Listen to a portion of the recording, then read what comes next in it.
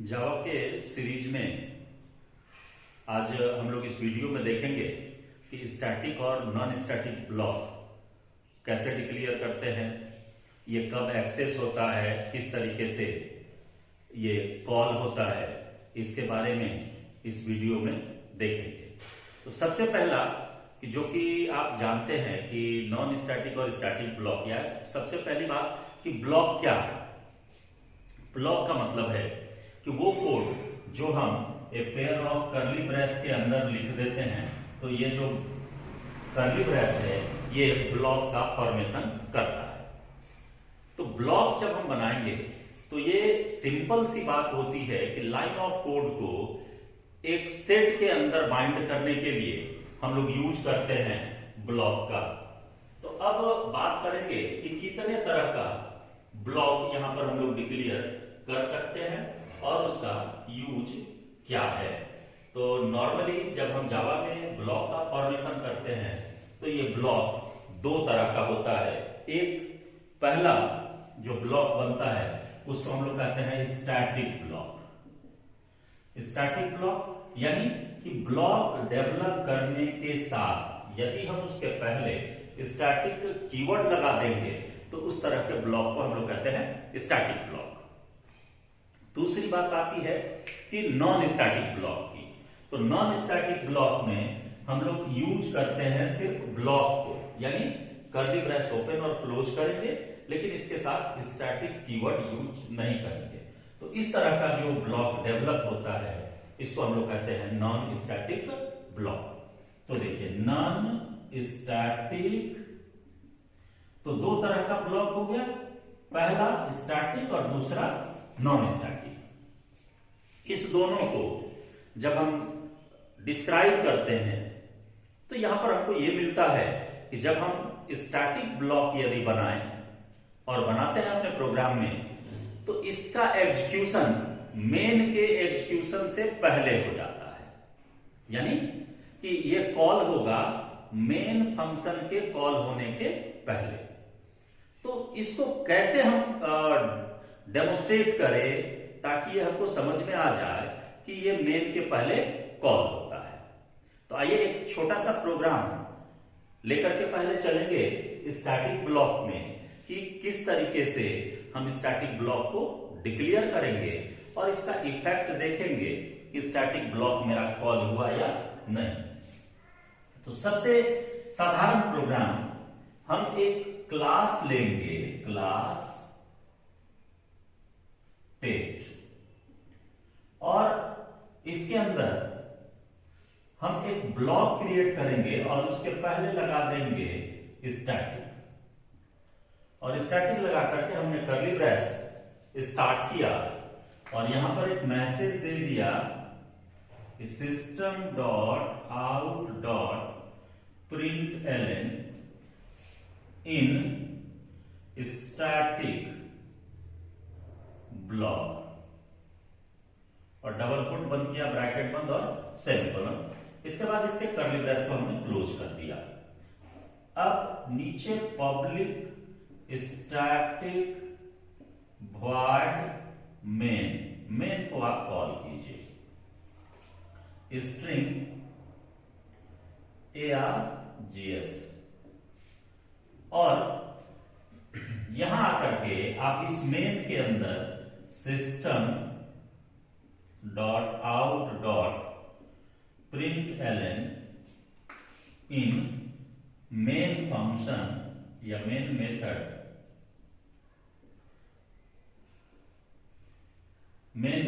हमने ये मैसेज दे दिया।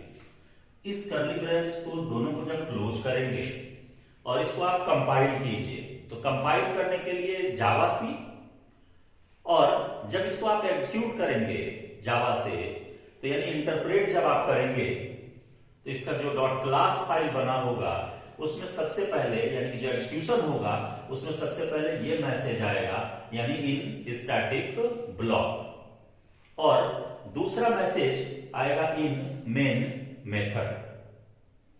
तो ये इंडिकेट करता है कि मेन के पहले कॉल होता है कौन, स्टैटिक ब्लॉक। ये मैंने एक साधारण सा मैसेज देकर के आपको दिखाया, और इसी को यदि थोड़ा सा और हम इनहांस करें, इसको थोड़ा सा और बूस्टअप करें इसके कंसेप्ट को, तो मैं एक स्टैटिक वेरिएबल लेकर के, जो कि डायरेक्ट कॉल होता है मेन में, क्योंकि ऑब्जेक्ट हम नहीं बना रहे हैं, यहां पर हम डायरेक्ट एक्सेस करें तो कैसे होगा, इसको आप देखिए। देखिए सबसे पहला तो स्टैटिक वेरिएबल आप ले लीजिए, स्टैटिक इंट ए, और ए में यहां पर 30 हमने स्टोर कर दिया। तो यानी कि स्टैटिक ब्लॉक जैसे ही कॉल होगा, उसके साथ ही साथ जो ए मेरा वेरिएबल है स्टैटिक टाइप का, ये इनिशियलाइज हो जाएगा 30 से। अब इस वेरिएबल को हम यूज करेंगे मेन फंक्शन के अंदर, यानी मेन मेथड के अंदर।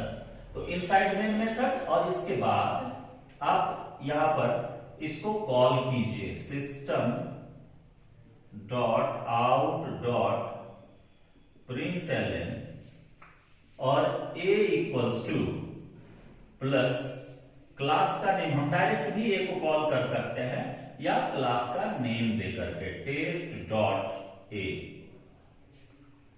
तो ये a कॉल हो जाएगा, यानी कि जब ये पहले ये वाला मैसेज आपको दिखेगा, इस मैसेज के बाद ए ऑलरेडी इनिशियलाइज हो चुका है।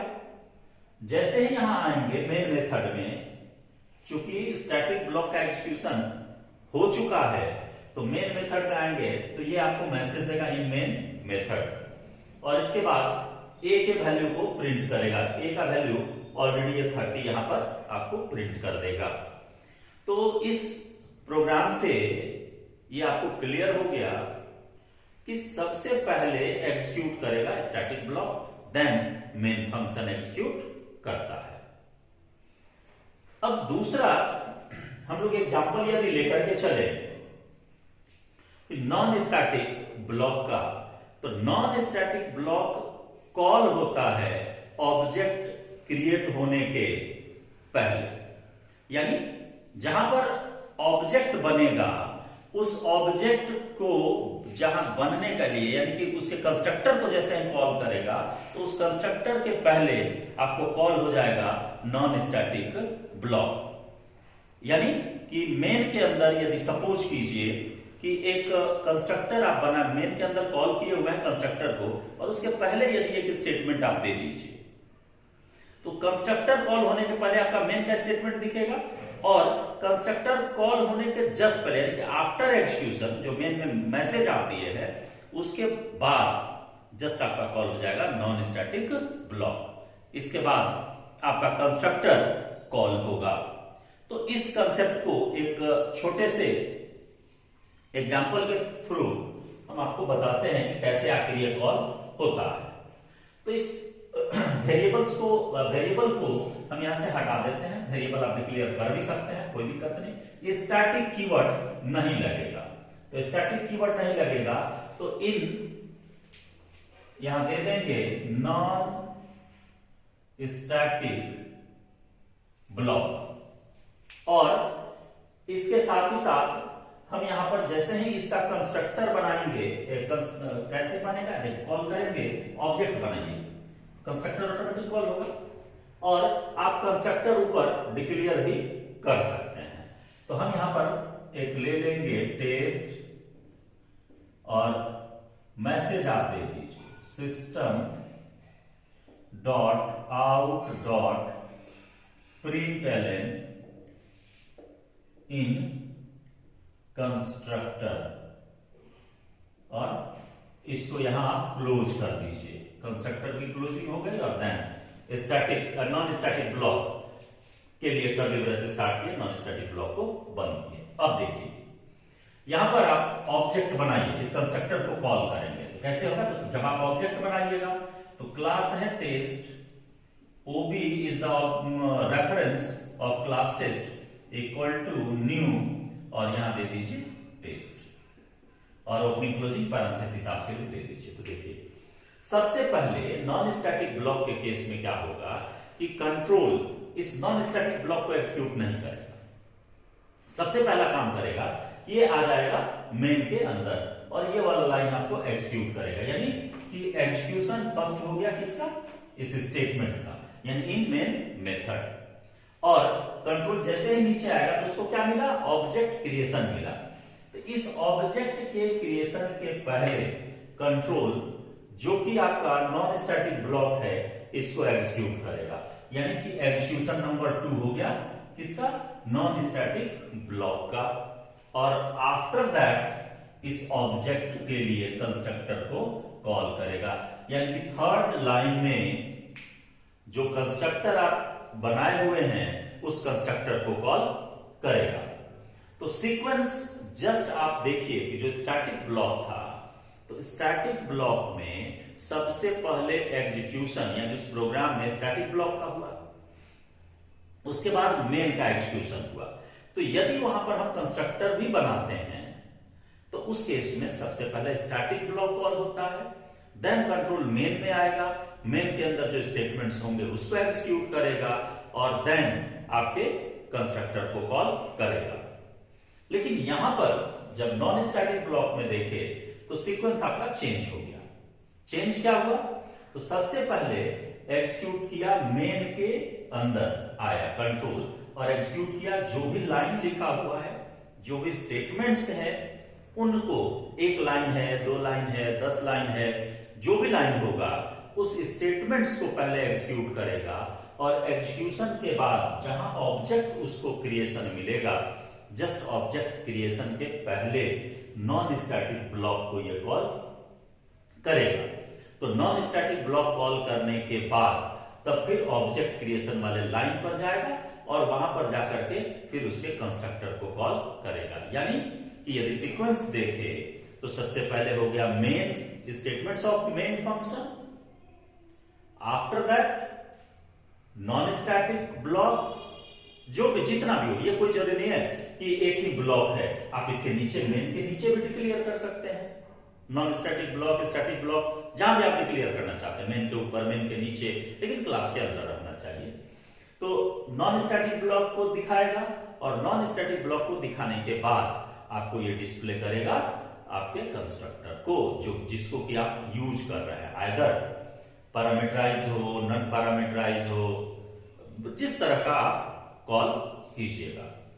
तो इस वीडियो में बस इतना ही मैं बताऊंगा और अगली वीडियो में नए टॉपिक के साथ फिर मिलेंगे। धन्यवाद।